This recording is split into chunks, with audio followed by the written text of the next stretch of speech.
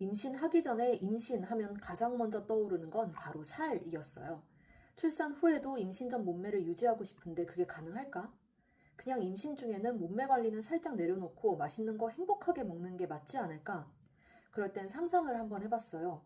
출산 후 예전과는 다른 몸매의 저를 상상해봤는데 더 우울할 것 같더라고요. 실제로 전문가들을 포함한 다양한 책에서 산후 우울증의 원인으로 호르몬의 변화 외에 여자로서의 자신감 저하에 따른 불안감, 즉 신체적인 변화를 하나의 원인으로 꼽고 있어요. 자기 관리에 철저하던 저는 입덧이 온다고 해도 걱정, 먹덧이 온다고 하면 더 걱정이었는데요. 연예인들 보면 출산하고 나서도 아주 날씬하던데 도대체 비결이 뭘지 궁금했어요. 그래서 오늘은 연예인만큼의 비법은 아니더라도 제가 효과를 본 쉬운 관리 방법들을 구체적으로 소개해 드릴게요. 원래 타고난 몸매라서가 아니라 최대한 가감 없이 제가 한 노력들 차근차근 공유해 드릴 테니 한번 따라해 보세요. 제가 한 방법은 절대 다이어트를 위함이 아닙니다. 임신 중 다이어트는 절대 금기이기도 하고요. 그냥 최대한 건강하게 살을 찌우면서 아기도 건강하게 출산할 수 있는 방법에 대해 제가 경험한 일을 알려드릴게요. 누구나 할 수 있습니다. 흔히들 엄마가 임신 중에 끌리는 음식은 아이가 먹고 싶은 거라고 생각하기도 하는데요. 저는 엄마가 행복해야 아이도 행복하다는 말에는 동의하기 때문에 먹고 싶은 음식을 먹는 것을 무작정 말리지는 않아요. 다만 저는 임신 중에 살이 많이 찌는 것에 대한 두려움도 있었지만 더 큰 걱정은 아이에게 건강하고 좋은 영양분을 주지 못하는 것이었어요. 보통 먹고 싶은 거라고 하면 야채 등의 건강한 식단보다는 인스턴트 음식이나 자극적인 것들이 많기 때문에 뱃속의 태아를 위해서도 먹고 싶은 것을 무작정 다 먹는 건 좋은 게 아닌 것 같더라고요. 그래서 임신 중 최대한 살을 덜 찌우면서도 아기에게는 좋은 영양분을 줄 수 있는 방법이 어떤 것이 있을까 고민을 많이 해본 결과 임신성 당뇨 식단에 대해 알게 되었어요. 임신성 당뇨란 원래 당뇨가 없던 사람이 임신 20주 이후에 당뇨병이 발생하는 경우를 말하는데요. 임신성 당뇨 검사는 임신 24주에서 28주 모든 임산부들에게 시행하고 있어요. 흔히 임당이라고도 하는데요. 다들 임당 검사 전에 두려워들 하시죠? 임당이 두려운 이유는 태아가 과도하게 커져 이로 인해 분만 시 손상이 초래될 수도 있고 태아에게 여러 가지 안 좋은 영향을 미칠 수 있기 때문이에요.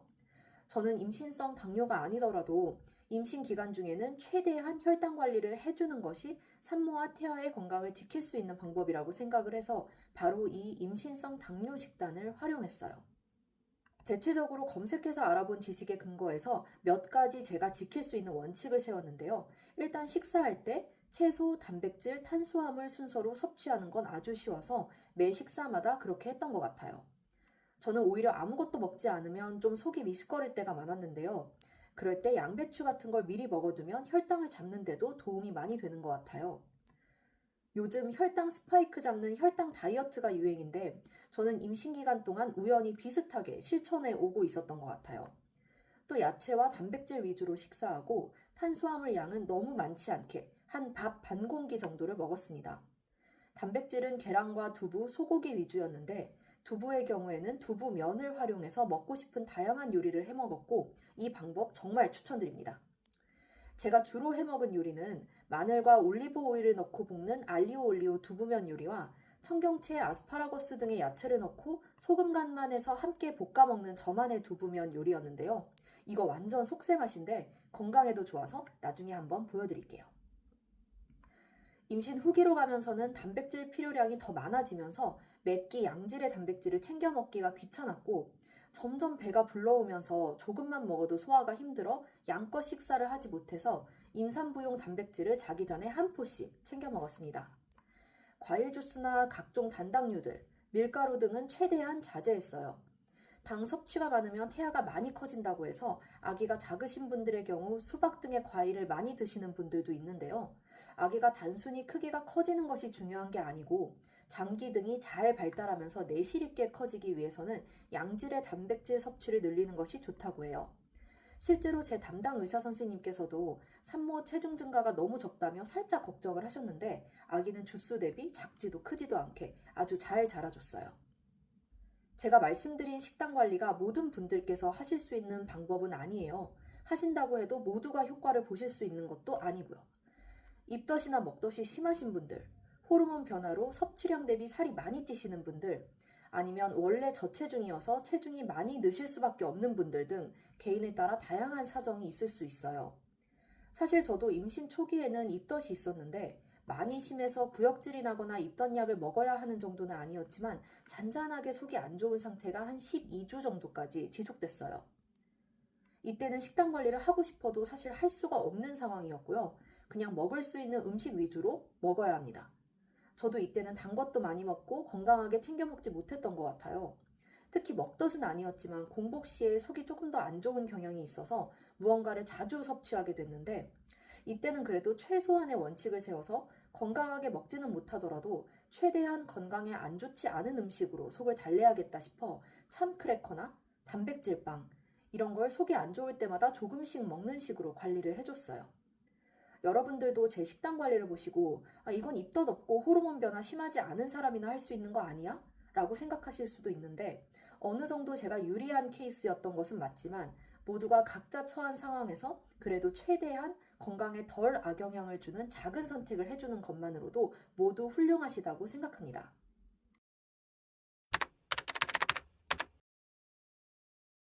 저는 임신 전에는 필라테스 강사 자격증을 땄을 정도로 각종 운동에 관심이 많았는데요. 주로 필라테스와 헬스를 즐겨 했었습니다. 임신 초기에는 유산하는 경우가 많다고 해서 조심하느라 식후에 동네 산책하기 정도의 가벼운 운동만 했었고 임신 안정기로 접어들고 나서는 입덧도 조금씩 가라앉는 임신 12주 이후부터는 아파트 단지 내 헬스장에 가서 식후에 40분 정도의 걷기 운동을 했습니다. 점점 배가 불러오면서부터는 식후에 소화가 잘 안 되는 기분이라 매일 점심 저녁 식후에 30분 정도씩 걸었어요. 이제 와서 보니 이것도 혈당 관리 중 하나더라고요. 식후에 30분씩 걷는 건 참 좋은 습관인 것 같아요. 가끔 삘 받아서 더 걷고 싶었지만 임산부는 관절이 약해질 수 있어서 발목이나 무릎에 무리 갈까봐 하루에 도합 1시간 이상은 걷지 않았어요. 임신 후기로 가면서도 특별히 컨디션이 나쁘지 않으면 점심 저녁 식후에 30분씩 걸었습니다. 임산부에게 요가를 많이들 추천해 주시는데 저도 그래서 요가를 할까 했었는데요. 막상 임신 중기부터 걷기 운동에 길들여지고 선택 제왕을 하기로 결정했기 때문에 굳이 요가를 병행하지는 않았어요. 걷기와 요가를 같이 하기에는 체력적으로도 힘들 것 같았고요. 그래서 막달까지 걷기로만 운동을 했고 여러분들에게도 걷는 것만으로도 충분하다고 말씀드리고 싶어요. 특히 임신 중 소화불량이 가장 큰 고통 중 하나인데 식후 산책은 소화도 높고 몸이 가벼워지는 게 느껴져서 저는 사실 맞들려서 계속하게 된 케이스예요. 별도로 요가 등의 운동을 하지 않고 걷기만 해서 조금 걱정이 되기는 했는데 출산 후 회복이 매우 빨랐던 것에는 임신했을 동안 꾸준히 걷기 운동을 했던 것이 큰 도움이 되었던 것 같아요. 정말 간단하고 쉽죠? 여러분도 지금 저녁이나 점심을 드시고 유튜브를 시청하고 계신 거라면 보면서 한번 걷기 시작해보세요. 참고로 임신 전에 빡세게 운동하셨던 분들은 임신 중에 그대로 하셔도 건강하신 것을 많이 봐서 신기하기도 했습니다. 저는 고등학교 3학년 때 밥 먹고 앉아서 공부하는 생활만 반복하다가 살이 20kg나 쪄서 대학교 3학년이 될 때까지 그 살을 빼느라 고생을 했던 혹독한 다이어트 경험이 있어요. 주변에 마른 사람들을 보면 먹어도 그만, 안 먹어도 그만. 확실히 먹을 것에 큰 관심이 없고 저와는 다르더라고요. 저는 소식자 케이스는 절대 아니고 알코올이 들어가면 또 조절 못하고 먹기도 해서 늘 관리를 해왔습니다. 조금만 많이 먹으면 몸이 무거워지는 느낌이 싫어 어떻게 해서든지 움직여서 그 칼로리를 다 태워버리는 분들이 많더라고요. 실제로 제가 이런 사람과 살고 있다 보니 괜히 살이 안 찌는 것 같지는 않았어요. 전 이와 달리 어렸을 때부터 그 어떤 이유식재료도 거부하지 않았을 정도로 먹는 거를 좋아했어요. 저 역시 맘먹고 운동하지 않으면 실생활에서 움직임이 많은 타입이 아니라 진득하게 앉아있는 걸 좋아하는 타입이다 보니 식단과 운동을 해야 하는 다이어트가 이게 말이 쉽지 인생에서 가장 힘든 일 중 하나였습니다. 그래도 한번 혹독한 다이어트 시절을 거치며 그때 이후로 제 대원칙은 먹을 때 먹더라도 얼마 이상의 몸무게가 되기 전에 바짝 조여서 식단 관리를 하고 운동을 하는 거였어요. 즉 소소하게 살이 찐 것은 다시 빼기가 크게 어렵지 않은데 한 번에 왕창 늘어버린 살은 다시 원상복구하기가 너무 힘드니 그런 일 자체를 애초에 만들지 말자라는 거죠. 그 대원칙 덕에 임신 중에도 어느 정도의 식단 관리와 운동을 통해 임신 극초기의 몸무게보다 6kg 만에 체중 증가가 있었고, 조리원에 입소한 지 일주일이 채 되지 않은 시점에 몸무게가 다 돌아오고 나왔던 복부도 원상복귀 되었습니다. 임신은 단순 살이 찌는 것이 아닌 호르몬 변화와 몸 안에서 너무 많은 변화가 일어나는 이벤트이고, 사람마다 체질과 처한 상황이 모두 다르다 보니 제 방법이 꼭 옳다는 건 절대 아니에요. 실제로 임신 전에 저체중이신 분들은 태아가 뱃속에서 잘 자라려면 어느 정도의 지방이 필요하기 때문에 보기에는 배만 볼록 나오신 분들 중에도 몸무게 증가가 큰 분들도 많아요.